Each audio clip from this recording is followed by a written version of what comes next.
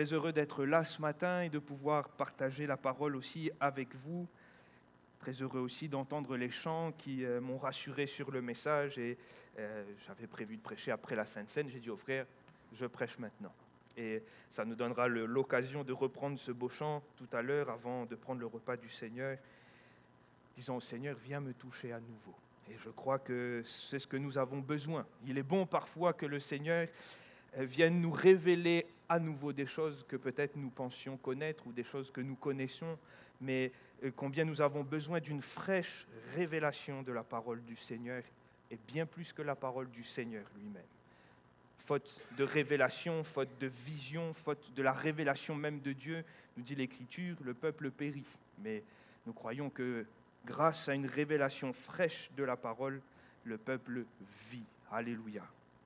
On va ouvrir l'Écriture ce matin dans l'Évangile de Matthieu, au chapitre 18, et vous allez voir, on connaît très bien ce texte.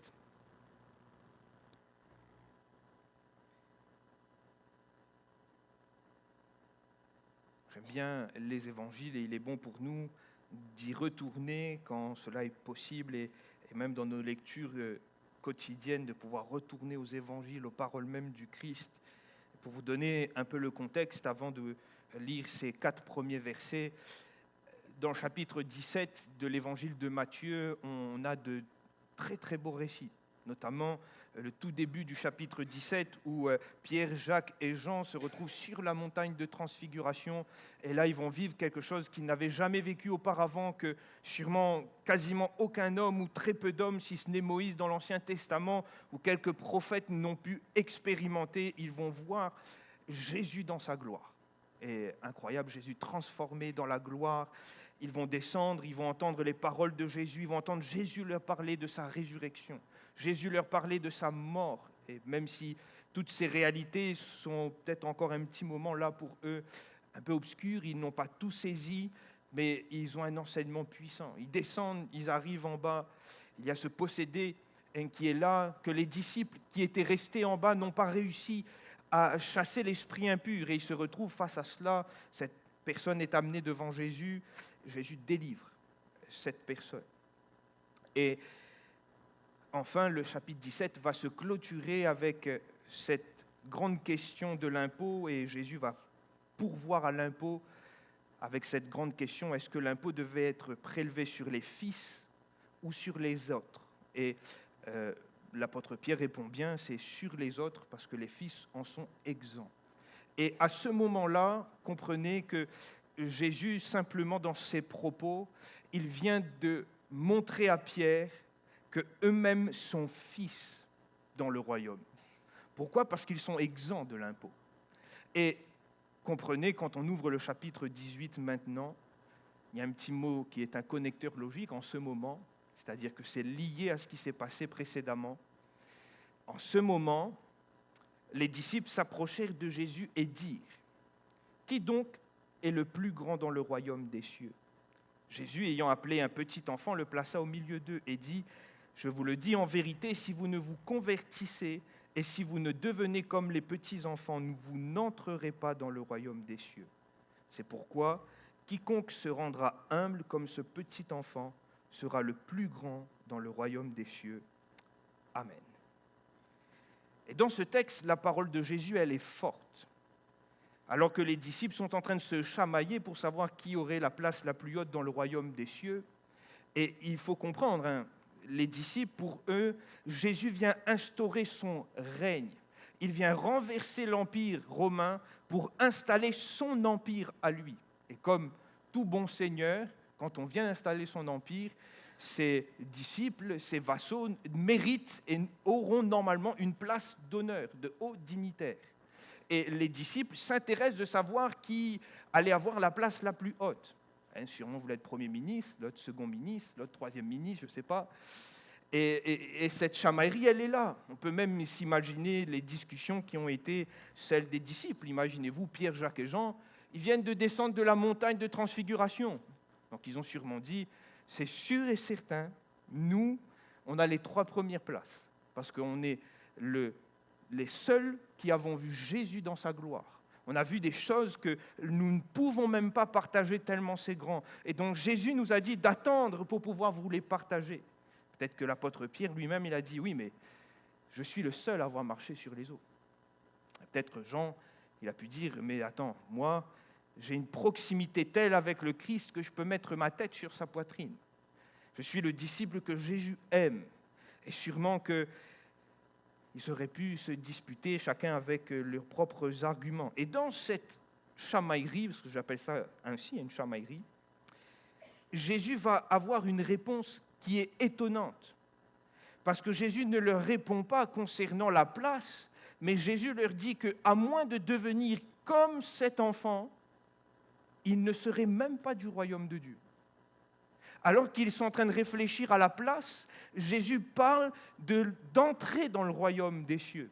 Alors non pas que Jésus leur disait qu'ils ne pouvaient pas entrer, bien au contraire, mais Jésus a sûrement voulu là interpeller, secouer les disciples, afin qu'ils comprennent qu'il y a une vertu importante, un principe important du royaume, qui est l'humilité. C'est pourquoi que j'ai intitulé mon message ainsi ce matin, « Tel un enfant », ou l'humilité comme principe du royaume de Dieu. On n'aime pas trop ça, frères et sœurs. Pas trop parler d'humilité, ou en tout cas,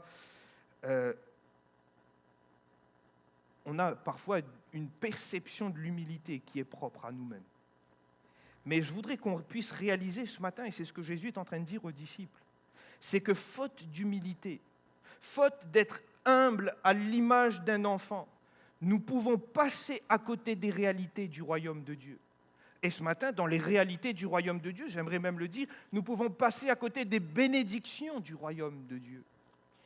Faute d'être tel cet enfant dans l'humilité, nous pouvons passer à côté de ce que le Seigneur a prévu. Ses disciples servaient Dieu, étaient sur la montagne de transfiguration, ont prié pour cet homme qui était possédé, cette personne qui était possédée, et ses disciples étaient dans l'œuvre avec Jésus. Mais à ce moment-là, dans cette chamaillerie, Jésus vient mettre un point d'orgue à leur faire réaliser que, faute d'humilité, ils allaient passer à côté des réalités du royaume de Dieu. Et ce matin, frères et sœurs, il nous faut comprendre que nous avons besoin d'humilité. Moi, le premier qui vous parle ce matin. Nous avons besoin de revenir à ces réalités présentes qui sont celles du royaume de Dieu, à ces valeurs, ces vertus qui sont propres au royaume de Dieu. Savez-vous que dans l'évangile de Matthieu, Jésus, la seule fois où il parle de lui, dans Matthieu 11 au verset 29, il va se présenter comme étant celui qui est doux et humble de cœur. Jésus, quand il parle de lui, il parle de ce qu'il est et il va dire « Je suis doux et humble de cœur ». On note même que dans l'éthique de Jésus, dans les évangiles, il y a 3 vertus qui reviennent. Et une de ces vertus, c'est l'humilité. L'apôtre Paul, lorsqu'il parle de Jésus, parle d'un homme qui était plein d'humilité.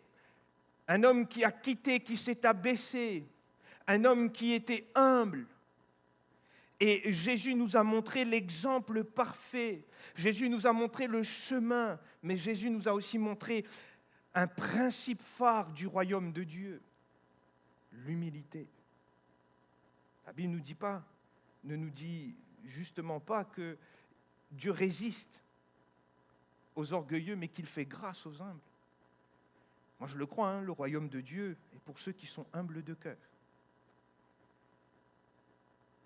Alors, j'aimerais m'arrêter sur ces réalités avec vous et on va rester sur l'humilité jusqu'à la fin de ce message. Je suis désolé.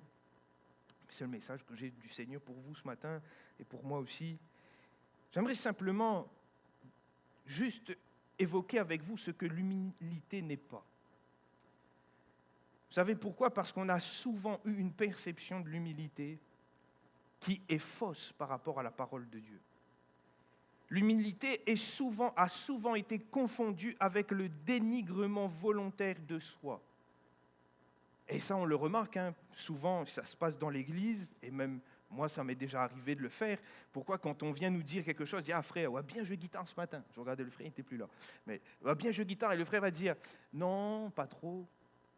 Des fois, quand on dit, ah frère, là, tu as bien fait ceci. Non, non, c'est pas moi, c'est le Seigneur. Si, c'est toi qui as fait, frère. C'est pas le Seigneur, hein, c'est toi qui as joué la guitare ce matin. Et on a cette impression et cette conception des choses que l'humilité, c'est finalement de se dénigrer. Parfois même, on se présente devant le Seigneur en se dénigrant. Parce que pour nous, c'est ça la vision de l'humilité, c'est se dénigrer. Pourtant, frères et sœurs, il faut noter que dans la personne de Jésus, Jésus ne s'est jamais dénigré. Lui qui était humble, lui qui est le modèle d'humilité par excellence, jamais Jésus s'est dénigré. Jésus s'est même présenté comme étant le Fils de Dieu, l'autorité suprême, même devant les chefs, même devant les scribes, les pharisiens. Jésus ne s'est jamais dénigré. Il ne s'est pas présenté, je ne suis qu'une pauvre plante. Non, ça c'était les prophéties d'Isaïe. Mais Jésus s'est présenté tel qu'il est véritablement Fils de Dieu et pleinement Fils de l'homme. Et frères et sœurs, il nous faut comprendre que l'humilité, ce n'est pas ça. Ce n'est pas le dénigrement volontaire de soi, en disant ce qu'on n'est pas, ou en rejetant ce qu'on est. Ce n'est pas non plus le rejet de tout, ce qu'on possède. Il y a certaines personnes, parfois, qui ont cru que l'humilité, c'est rejeter parfois les biens que le Seigneur nous a donnés. Alors celui qui a reçu quelques richesses dans ce monde, il vit comme le plus pauvre d'entre nous.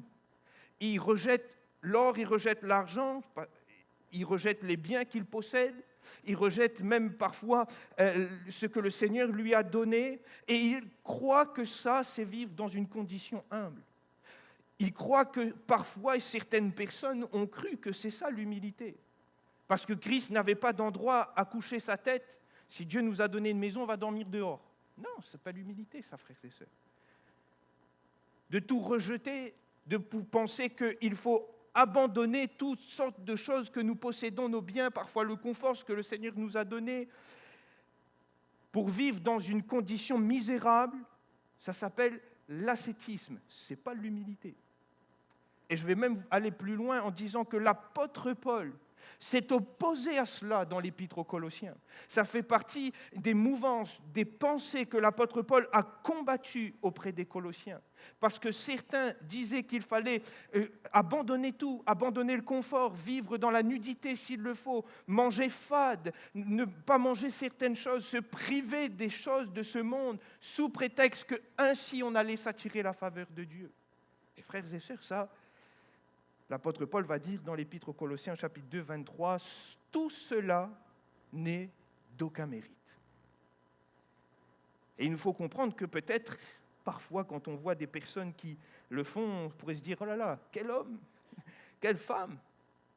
Ah, ça, c'est véritablement un saint dans le Seigneur. Mais, frères, sœurs, toutes ces choses ont l'apparence de l'humilité et de la sagesse. Il ressemble peut-être à un esprit de consécration, de sanctification, mais c'est un abus pernicieux. Ce n'est pas l'humilité ni la parole du Seigneur. Rappelez-vous de la prière de Jésus dans le jardin de Gethsémanée. Il va dire « Je ne te prie pas de les retirer du monde. » Mon frère et ma sœur, nous sommes dans ce monde. Hein. La Bible nous dit même que les richesses, l'or et l'argent appartiennent à Dieu. Peut-être que l'humilité serait plutôt de réaliser que l'or et l'argent que je possède, que j'ai, finalement, je ne le possède pas vraiment, ça appartient au Seigneur, mais qu'il m'a fait administrateur de ces choses-là. Et que du temps de mon vivant sur cette terre, j'ai intérêt d'être bon administrateur des choses que le Seigneur m'a confiées. Mais ce n'est pas tout rejeter. Il y a aussi un autre penchant concernant l'humilité qui est une fausse conception.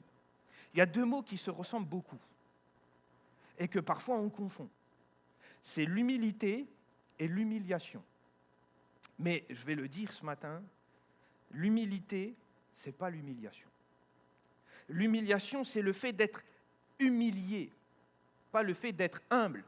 C'est le fait d'être humilié, c'est-à-dire d'être rabaissé par des circonstances ou des personnes. Il y a parfois des circonstances qui nous humilient quand on perd tout. Quand on se retrouve, imaginez-vous la personne qui, partant au travail, revient à la maison à brûler, elle a tout perdu, elle a été humiliée par les circonstances. Il y a parfois aussi des personnes qui nous humilient, mais en aucun cas ces choses ne pousse la personne à vivre dans l'humilité. Il y a certaines personnes ayant été humiliées par des situations, ayant tout perdu, ayant été parfois blessées, ne finissent pas par devenir des personnes humbles, finissent par devenir des personnes aigries, frustrées, mécontentes, à soif de vengeance. Et malheureusement, ces choses-là ne sont pas des valeurs et des vertus du royaume de Dieu. L'humiliation, même dans l'Ancien Testament, on voit le Seigneur qui va humilier qui ? Ses ennemis.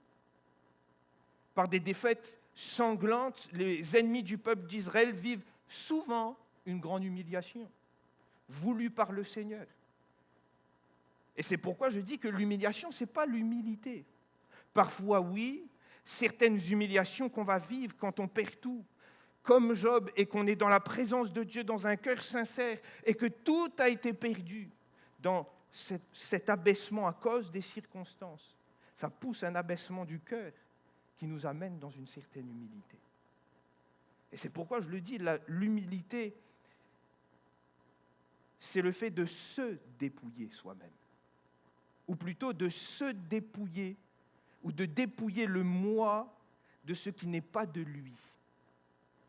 C'est de dépouiller, enlever tout ce qui est, toute forme d'artifice, tout masque qu'on a mis, toute chose qu'on a fabriquée et qui finalement n'est pas véritablement ce que nous sommes. Et cela m'amène sur la véritable définition de l'humilité. Dans le texte biblique et dans les mots de Jésus, le terme est attaché non pas à une humilité de façade, d'apparence, mais une humilité de cœur et d'esprit. Même le terme humble ou humilité, dans le latin comme dans le grec, est attaché à une racine qui signifie la terre. Pourquoi ? Parce que c'est le fait de réaliser que finalement l'homme n'est que poussière, que l'homme a été pris de la terre et que cet homme que nous sommes n'est finalement pas grand-chose. L'humilité, c'est se rappeler et c'est considérer ce que nous sommes réellement. L'humilité nous parle de perception, de vision, avoir une juste perception de ce que nous sommes, sans artifice, sans fausse modestie. Et moi, je note même qu'il nous faut comprendre que l'humilité, c'est une juste vision, oui, de ce que je suis, mais aussi de ce que Dieu est. Et ça va me pousser à réfléchir à ce que les autres sont, ceux qui m'entourent. Et regardez dans le texte, quand Jésus parle, les disciples sont intéressés à savoir la position à laquelle ils allaient pouvoir prétendre. Et Jésus va mettre en opposition les disciples, tellement intéressés à la position à un enfant. Et l'enfant, si vous regardez bien, il n'avait rien demandé, l'enfant. Hein. Il n'était pas dans ce genre de questionnement. On l'avait simplement dit de venir ici, il est venu ici. On lui a dit de venir écouter Jésus, il est venu écouter Jésus.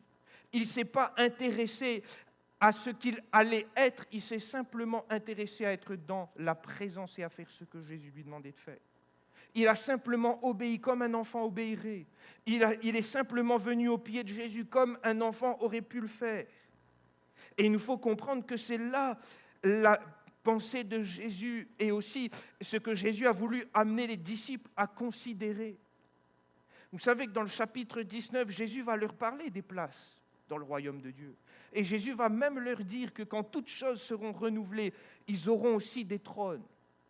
Mais avant cela, Jésus leur a amené à réaliser que le royaume de Dieu, ce n'était pas le manger, le boire, ce n'était pas les choses de ce monde. C'était un royaume spirituel et qu'ils avaient besoin d'une humilité de cœur. C'est-à-dire de comprendre réellement, avoir une juste perception de ce qu'ils étaient. Un homme de Dieu a dit, au contraire de l'humilité, c'est l'orgueil. Et il va dire qu'un homme orgueilleux regarde de haut les choses et les gens. Et bien sûr, tant que vous regardez de haut, vous ne pouvez pas voir ce qu'il y a au-dessus de vous. Et ça, c'est une réalité. Et c'est là ce qu'il nous faut comprendre, est la frontière entre l'orgueil et l'humilité. L'humilité, c'est d'avoir cette juste perception de ce que nous sommes, la juste perception de qui est Dieu. Et Dieu sera toujours au-dessus de nous. Et quand on a cette juste perception, nous avons aussi une juste vision de tout ce qui est autour, et de tout ce qui est au-dessus de nous aussi également. Et c'est pourquoi ce matin, je voudrais le dire, il nous faut comprendre que pour savoir ce que nous sommes, réaliser, avoir cette juste perception, cela ne peut pas se faire intellectuellement parlant. L'humilité n'est pas une vertu qu'on s'acquiert. L'humilité, ce n'est pas quelque chose que je vais pouvoir fabriquer. Pour savoir véritablement et prendre conscience de ce que je suis, il n'y a pas d'autre moyen, pas d'autre remède que de venir dans la présence de Dieu. Tel cet enfant. Il n'y a pas d'autre remède que de venir dans la proximité de Dieu.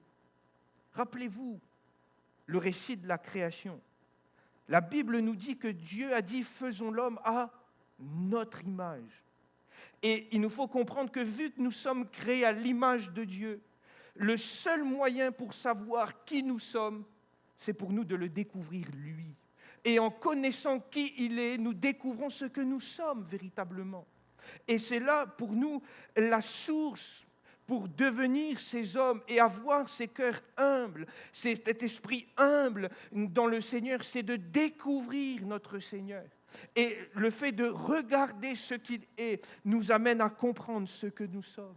Regardez ces hommes de Dieu qui, étant projetés dans la gloire de Dieu, ayant cette révélation puissante et majestueuse de Dieu dans sa gloire, on peut parler d'Ésaïe, même de Pierre, Jacques et Jean. Ils sont tombés sur leur face, réalisant combien ils étaient méprisables. Pourquoi ? Parce que la révélation de qui est Dieu nous amène à comprendre qui nous sommes. Et mon frère, ma sœur, c'est tout simple ce matin. Mais si nous voulons grandir et être ses enfants, tel un enfant qui a besoin d'être dans la présence du Père, tel nous sommes, nous avons besoin d'être dans la présence du Père. Si nous voulons savoir avoir une juste perception, peut-être réviser notre perception de ce que nous sommes, nous avons besoin de prendre du temps pour savoir qui est notre Seigneur. Je note que parfois, il arrive que des personnes tombent dans l'orgueil. Non pas que c'était un désir, une volonté, non pas qu'ils se sont enorgueillis d'eux-mêmes, mais ils se sont simplement éloignés de la révélation de Dieu. Ils se sont simplement éloignés de la proximité du Seigneur. Ils ont simplement arrêté de contempler qui est Dieu. Et pourtant, le remède, il est simple ce matin, et peut-être pour quelqu'un, ce matin. Pour vivre cette véritable humilité, tu as besoin de revenir dans la présence de ton Dieu. Je me permets encore 2 exemples avant d'aller plus loin. Il y a le psalmiste dans le psaume 73, Asaph. On connaît bien ce psaume. Son pied allait glisser, il a commencé à regarder les méchants. Il s'est dit, c'est pas normal. Comment c'est possible que le méchant prospère ? Comment c'est possible que le méchant réussit ? Comment c'est possible que le méchant, il est bien gras, les yeux brillent ? C'est pas possible, Seigneur. Moi, j'ai gardé mon cœur. Est-ce que c'est en vain ? Est-ce que c'est en vain que j'ai fait ces choses ? Et il parle de ce qu'il a fait. Mais la Bible nous dit qu'au moment où il entre dans la présence de Dieu, au moment où il est entré dans le sanctuaire, sa vision change. C'est ce qu'il va dire au verset 21 du psaume 73, « Lorsque mon cœur s'aigrissait ».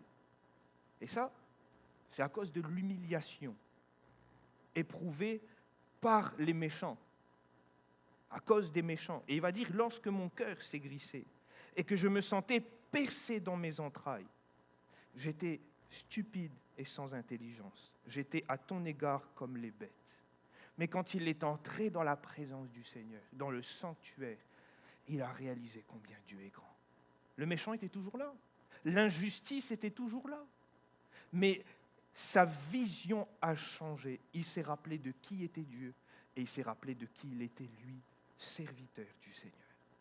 Et il ne s'est plus intéressé à ce qu'il a peut-être fait ou à la réussite des méchants. Il s'est simplement intéressé à sa place qui lui était réservée et à la victoire finale que Dieu allait lui donner. On peut utiliser la même expérience et la même réalité avec Job, qui a tout perdu, qui a été éprouvé, qui a été humilié par les circonstances, la maison qui brûle, le troupeau qui est perdu, les enfants qui sont morts. et humilié par toutes ces circonstances, par toutes sortes d'attaques. Le serviteur de Dieu a posé plein de questions au Seigneur. Qu'ai-je fait? Seigneur, je veux t'amener au tribunal, je veux te montrer que je suis juste, que je n'ai rien fait de mal. Et la Bible nous dit que quand le Seigneur vient se révéler, lui demande « Où étais-tu à la création? Où étais-tu quand j'ai fait lever le soleil? Quand j'ai dit à la lune de briller ?» Et quand il y a cette révélation, quand il passe un temps dans la présence de Dieu, quand Dieu vient lui donner une révélation nouvelle et fraîche, au chapitre 42, au verset 1er, il va dire « Job répondit à l'Éternel, je reconnais que tu peux tout et que rien ne s'oppose à tes desseins. Quel est celui qui a la folie d'obscurcir mes desseins? Oui, j'ai parlé sans les comprendre de merveilles qui me dépassent et que je ne conçois pas. » Il réalise ce qu'il est véritablement. Il finit même par demander au Seigneur pardon, parce qu'il a voulu plaider sa cause devant le juste juge. Et il a demandé au Seigneur pardon. Il a réalisé que tout était grâce et qu'il avait ce privilège de connaître l'Éternel. Mon frère, ma sœur, j'insiste et je veux le dire ce matin, faute d'humilité, nous pouvons passer à côté de certaines réalités du royaume de Dieu. Faute d'avoir une juste perception de ce que nous sommes, nous pouvons passer à côté de certaines bénédictions même du royaume. Mais le Seigneur Jésus nous invite à revenir, à redevenir comme un enfant. Et cela se passe par une chose. Premièrement, c'est de revenir dans la présence du Maître. Nous avons besoin de revenir dans la présence de Dieu. Passer du temps, laisser Dieu nous révéler qui il est et laisser le Saint-Esprit nous transformer à son image. Et ainsi, notre vision va s'ajuster. Je vais aller plus loin, frères et sœurs. Je note que, justement, avec l'exemple de cet enfant, Jésus enseigne aussi une réalité de l'humilité. C'est que l'humilité se vit dans la dépendance de Dieu. Quand on a compris qui nous sommes, humilité, du latin humus, qui veut dire terre, nous sommes issus de la poussière, nous ne sommes que la créature de Dieu. Tout ce que nous possédons, c'est par grâce, et merci Seigneur pour toutes ces grâces et ces bénédictions. Et quand nous réalisons cela, nous réalisons aussi que nous avons besoin, normalement, de vivre dans la dépendance de Dieu. Et c'est ce que, finalement, représente l'enfant. Un enfant, de lui-même, ne peut rien véritablement. Si vous le laissez seul, perdu dans un endroit, il finira par mourir seul. Et c'est l'image du chrétien qui ne doit normalement de lui-même être incapable de pouvoir faire quoi que ce soit.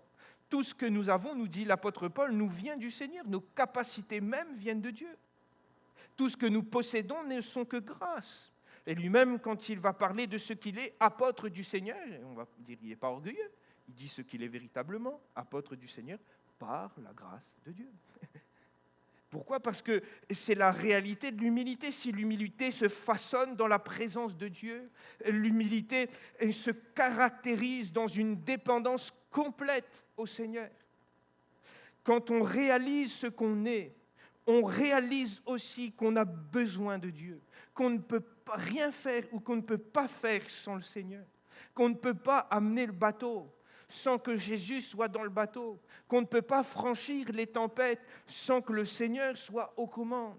On ne peut pas vivre notre vie selon nos propres principes, mais que nous avons besoin de Dieu. Et je le note, frères et sœurs, tel un enfant qui a besoin de ses parents pour manger, pour boire, pour vivre, pour être protégé du danger, pour être protégé de toutes sortes de choses. Nous avons besoin aussi de vivre dans la dépendance complète de Dieu afin d'être protégés, nourris et de grandir correctement. Vous savez, ce qui parfois est terrible, c'est qu'on a visé tellement à devenir des hommes matures qu'on a oublié l'étape à être véritablement des enfants dans le Seigneur. Et qu'on cherche à devenir mature, mais qu'on en oublie que toutes ces choses-là ne sont possibles que dans la dépendance. Ça, c'était l'école de base des enfants. On a oublié cette école et on cherche la maturité dans des choses qu'on peut faire, alors que finalement, la maturité, et on devient mature, et plus on est mature, c'est plus qu'on apprend à laisser Dieu faire. C'est terrible, hein, c'est tout à l'opposé des valeurs de ce monde, parce qu'aujourd'hui, ce qui caractérise peut-être quelqu'un qui est mature, c'est quelqu'un qui sait peut-être tout faire, qui sait se débrouiller seul. Mais dans le royaume des cieux, l'homme mature, c'est celui qui sait laisser les commandes à Dieu. Et c'est pour ça que je le dis, que l'humilité se caractérise par une dépendance totale, comme l'enfant vis-à-vis de ses parents, du chrétien vis-à-vis du Père. Et mon frère, ma sœur, ce matin, le Seigneur nous invite à réfléchir concernant ces choses. Peut-être avons-nous besoin de réapprendre à être des enfants. Nous avons cherché à être des hommes et des femmes matures, mais nous avons peut-être besoin à réapprendre à devenir des enfants, à dépendre du Maître, à dépendre de lui pour notre protection, pour notre sécurité, à dépendre de lui pour notre nourriture spirituelle, à dépendre de lui pour nos actions, à dépendre de lui pour nos choix, nos décisions. Ce que je vous dis, ce matin, Jésus a lui-même montré cet exemple. Jésus, fils de Dieu. Jésus, l'exemple d'humilité par excellence, venant sur la terre, a vécu une vie dans la dépendance du Père. Et pourtant, on aurait pu dire, mais n'est-il pas fils de Dieu ? N'est-il pas pleinement Dieu ? A-t-il véritablement besoin de cette dépendance ? Mais Jésus s'est plu à vivre dans une dépendance totale à Dieu. Il s'est laissé conduire par l'Esprit. Il s'est laissé inspirer, diriger par même le Seigneur en disant que ce que je vous ai dit, c'est ce que mon Père m'a dit.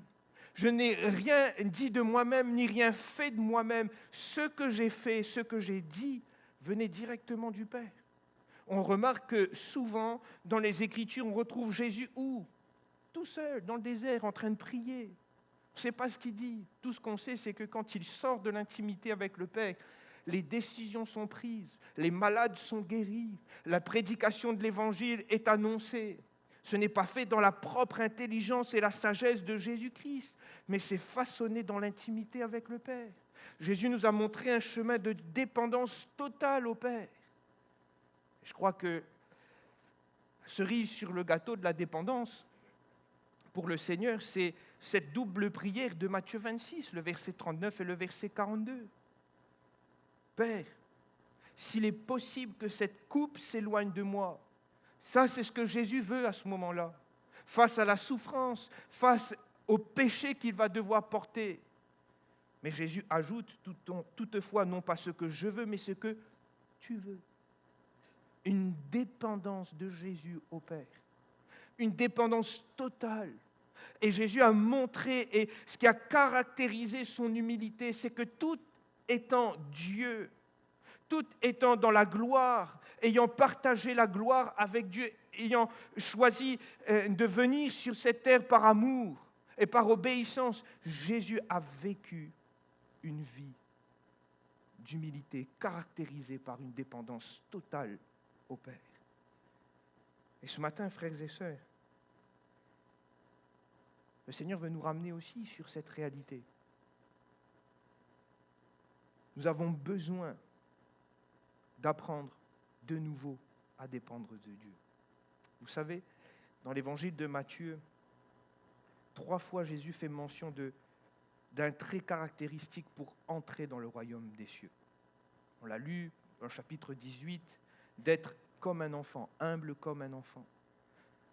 Il va dire également qu'il faut que notre justice soit supérieure à celle des pharisiens pour entrer dans le royaume des cieux.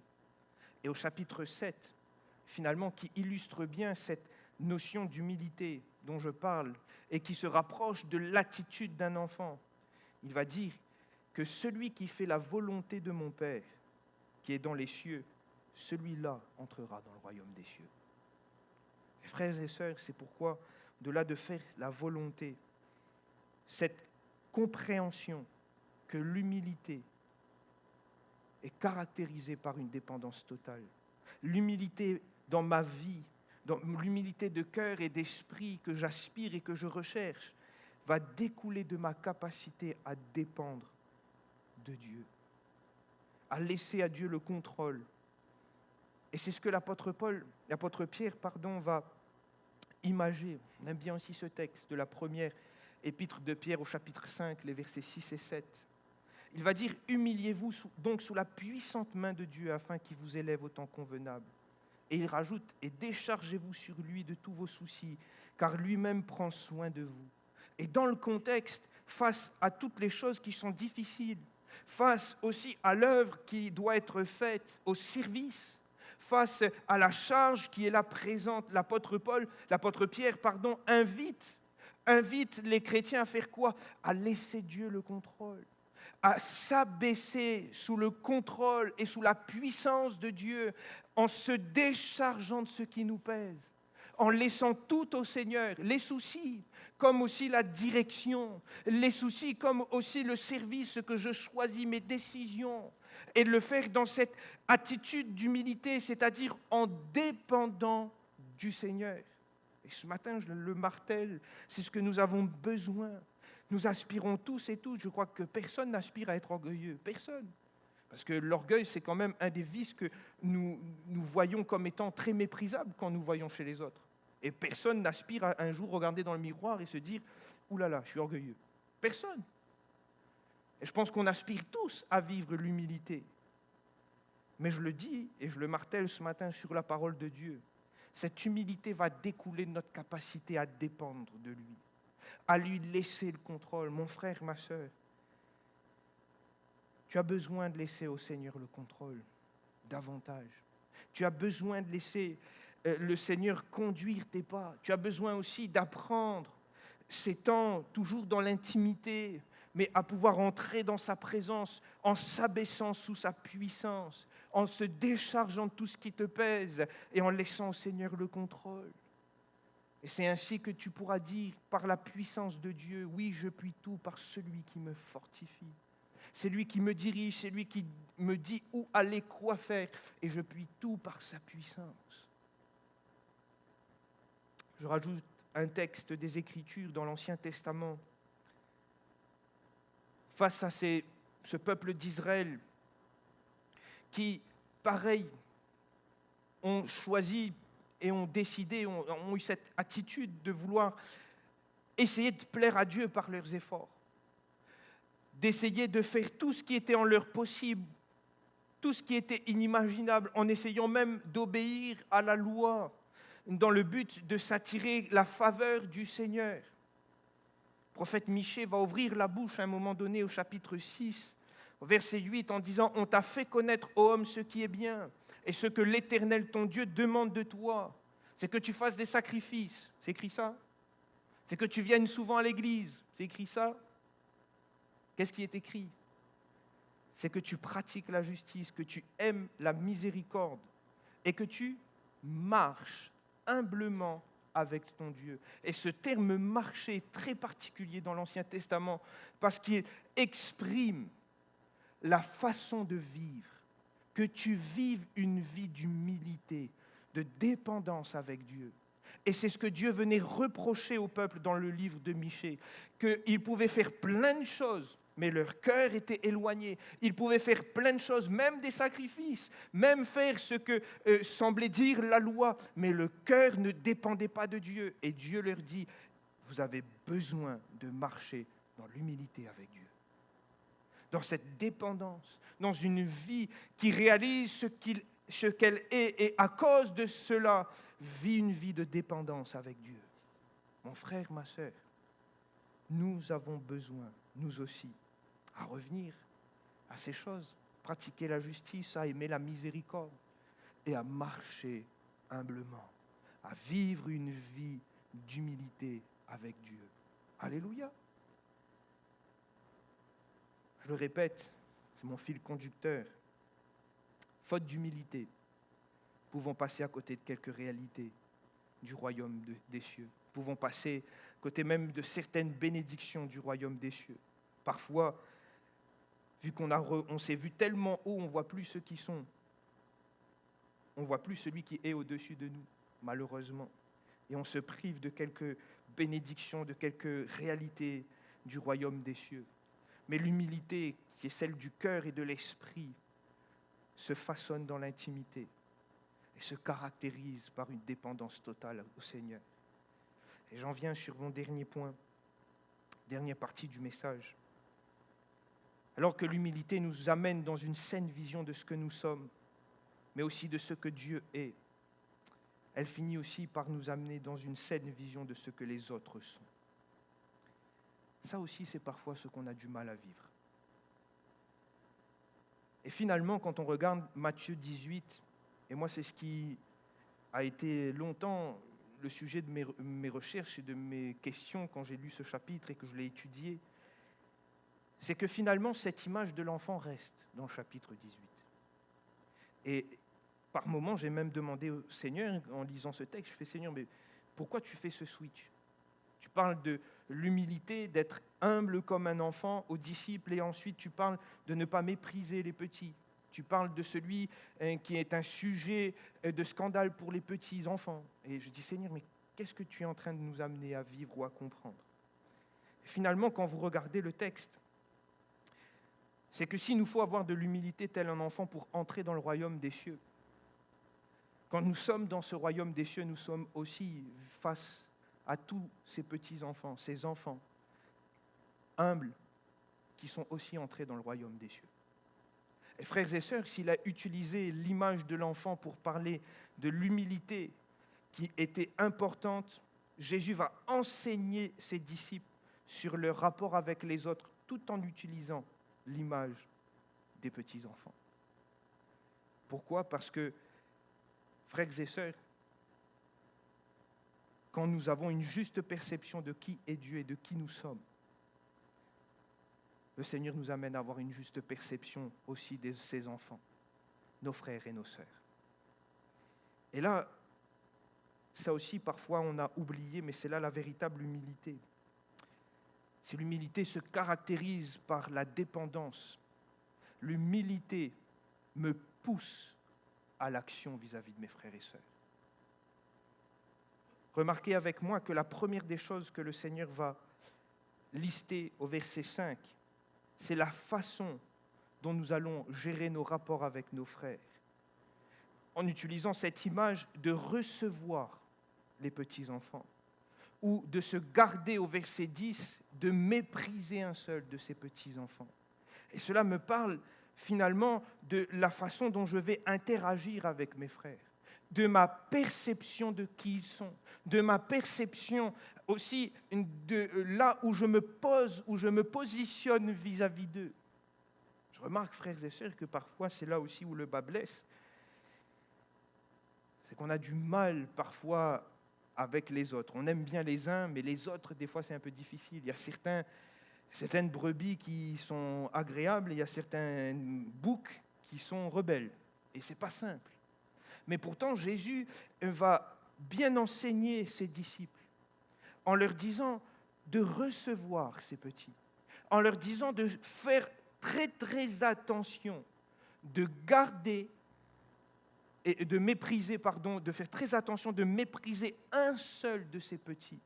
Et frères et sœurs, il nous faut comprendre aussi que l'Église à laquelle le Seigneur nous a ajoutés, composée de membres, composée de frères, de sœurs, cette Église est imagée par quelque chose de simple dans les Écritures, la bien-aimée du Seigneur, l'épouse. Vous imaginez si nous avons un problème avec l'épouse du Seigneur ? À un moment donné, c'est l'époux qui va venir nous voir. Vous imaginez si à chaque fois qu'on entre dans le lieu secret, on dit « Seigneur, l'Église est compliquée, Seigneur. Tel frère, Seigneur, telle sœur. » Si nous avons du mal avec cette réalité, imaginez-vous, prenons notre exemple, vous les frères qui êtes mariés. Si quelqu'un tout le temps il vient dire une chose sur une madame, ou madame ceci, ou madame cela, à un moment donné, il va dire arrête un coup. On ne va pas accepter ça. Pourquoi ? Parce que notre épouse, nous l'aimons. De la même façon, l'épouse de Christ est la bien-aimée de Christ. Christ aime son épouse. Bien entendu, Christ la façonne, la prépare pour son retour, la rend parfaite au fur et à mesure de son évolution. Mais Christ attend de nous que nous aimions l'Église, que nous chérissions nos frères et sœurs. Regardez combien l'apôtre Paul, dans ses épîtres, s'est intéressé souvent à cela. J'exhorte Évodie et Syntyche. Les deux sœurs avaient eu un petit souci, on dirait. S'étaient prises le bec. Mais l'apôtre Paul, il prend quand même la peine d'écrire « J'exhorte Évodie et Syntyche ». Il rédige toute une lettre à Philémon concernant Onésime. avec qui, a priori, il y a eu peut-être un quiproquo, un petit souci, peut-être même un petit vol. Mais l'apôtre Paul a pris quand même, inspiré par le Saint-Esprit, à écrire une lettre sur la base de quoi? Un terme qui revient dans la lettre au Philémon, au nom de l'amour. Ah mon frère, au nom de l'amour, accepte-le. Et je note même que dans l'épître aux Romains, l'apôtre Paul va exhorter l'Église. Sûrement qu'il y avait des petits soucis de position, peut-être des petits soucis aussi de prétention. Et l'apôtre Paul va dire dans l'épître aux Romains, au chapitre 12, les versets 2 et 3, « Ne vous conformez pas au siècle présent, mais soyez transformés par le renouvellement de l'intelligence. » Je m'arrête juste un instant. Ça se fait dans le secret. C'est ce que je disais tout à l'heure. On passe du temps dans la présence du Seigneur, on est transformé par l'Esprit, on réalise ce que nous sommes, on réalise qui est Dieu. Et il ajoute, afin que vous discerniez quelle est la volonté de Dieu. On réalise ce qui est sa volonté, ce qui est bon, agréable et parfait. Et il ajoute ensuite, par la grâce qui m'a été donnée, je dis à chacun de vous de n'avoir pas de lui une trop haute opinion, mais de revêtir des sentiments modestes ou humbles dans le texte, selon la mesure de foi que Dieu a départie à chacun. Et l'apôtre Paul va sans arrêt revenir sur cette notion très, très, très, très, très importante, qui finalement est proche de l'enseignement de Jésus-Christ dans le chapitre 18 de Matthieu, de faire attention à l'autre, d'avoir le souci, parce que nous savons ce que nous sommes. Nous sommes sauvés par grâce, nous ne sommes que des hommes, nous dépendons de Dieu, et que mon frère aussi a besoin de dépendre du Seigneur. Eh bien, je ne veux pas avoir une trop opinion de moi-même, je me revêts de sentiments modestes. Plus loin, l'apôtre Paul va dire que tout ce qu'il a fait, c'était dans le but que les gens puissent connaître Christ. Il a accepté parfois de souffrir.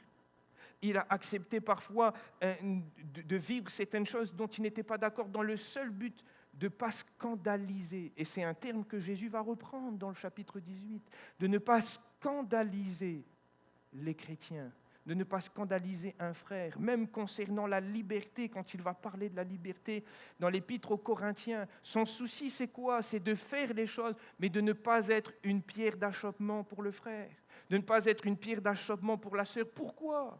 Parce que, ayant revêtu l'humilité, ayant ce cœur et cet esprit humble, cette humilité le pousse à l'action, à ne pas avoir une trop haute opinion en disant « mais moi je suis spirituel, je peux faire les choses ».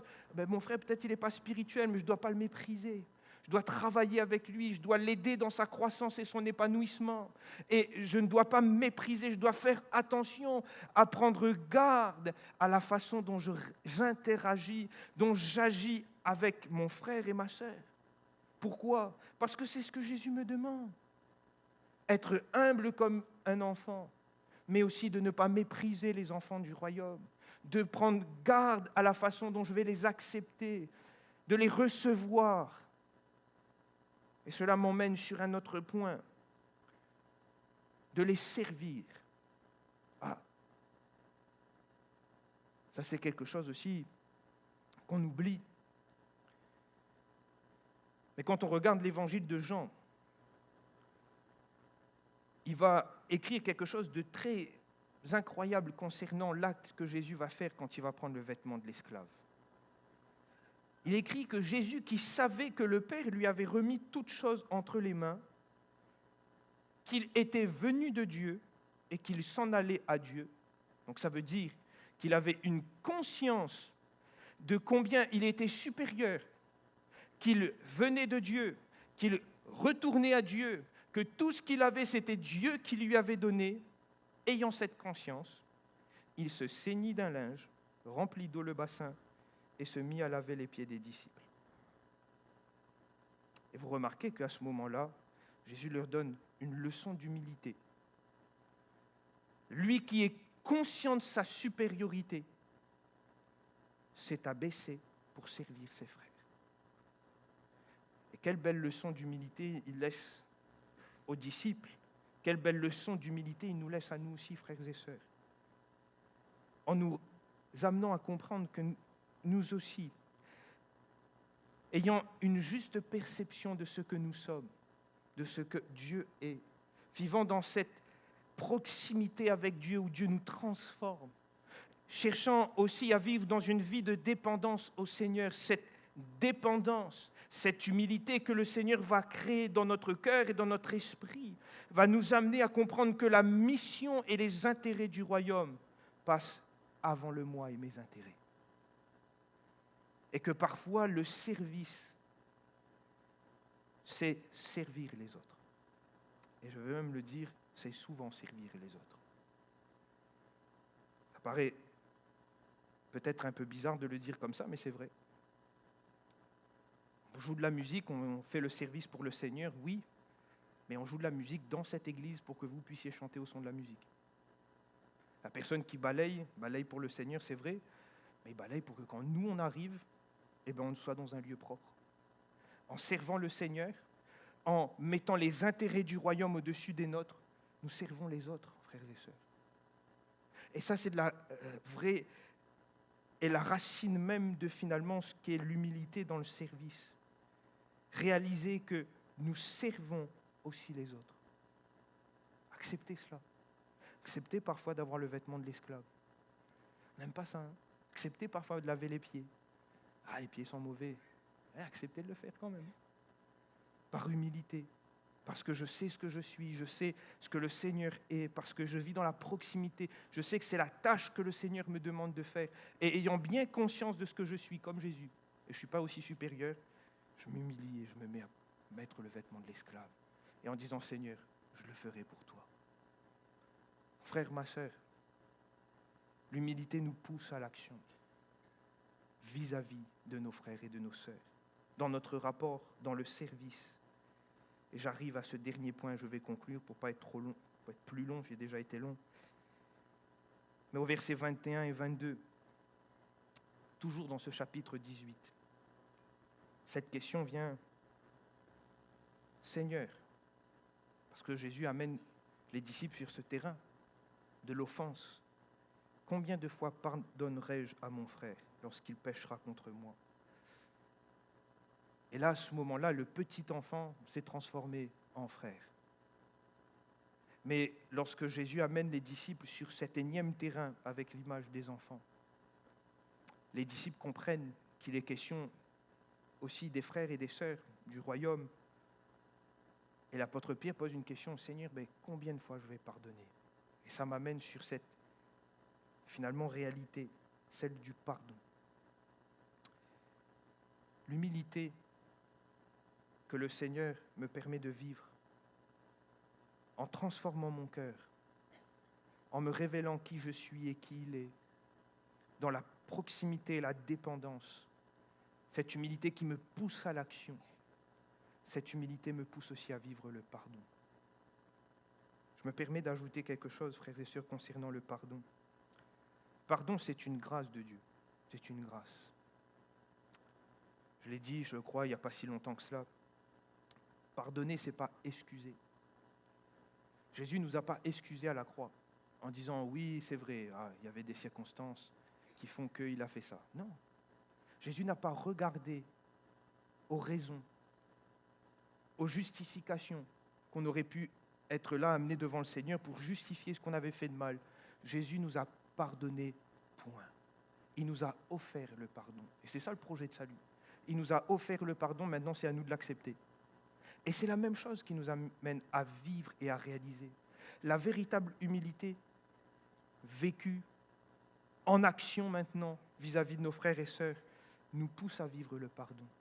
C'est-à-dire d'offrir quelque chose que mon frère, ma sœur peut-être ne mérite pas, parce qu'il m'a volontairement fait du mal, parce qu'il m'a volontairement créé quelques injustices, parce qu'il m'a volontairement amené sur un terrain qu'il n'aurait jamais dû faire, qu'il m'a dit, il a fait, regarde, pardonnez. Pardonner. Et c'est ce que Jésus va l'amener à considérer, de pardonner. Vous avez remarqué qu'un enfant a plus de capacité à pardonner qu'un adulte. Des fois, il chamaille deux coups, il vole la poupée d'un et l'autre, il arrache un bras, il crie, il pleure. 5 minutes après, les deux, ils rient, ils jouent avec. Pourquoi? Parce que c'est le cœur d'un enfant, dans la simplicité des choses. Et en tant que parents, on enseigne, on dit il faut pardonner, il faut pardonner, il faut pardonner, ben ils appliquent, ils y pardonnent. Et frères et sœurs, je le crois que parfois on a besoin aussi, nous, d'apprendre et de revenir à cela. Parce que de ne pas vivre et de ne pas vivre l'humilité, parfois nous fait passer à côté de réalité du royaume de Dieu. Et même là, dans ces choses très pratiques, de ne pas savoir s'accepter les frères et sœurs ensemble, de ne pas savoir se servir les uns les autres, de ne pas savoir se pardonner les uns les autres, nous prive des réalités du royaume des cieux. Je n'ai pas envie d'être privé des réalités du royaume des cieux. Je pense que vous aussi c'est pareil ce matin. On ne veut pas être privé, on veut vivre, on veut recevoir ces bénédictions. Eh bien on a besoin que le Seigneur vienne nous toucher à nouveau ce matin. Alléluia.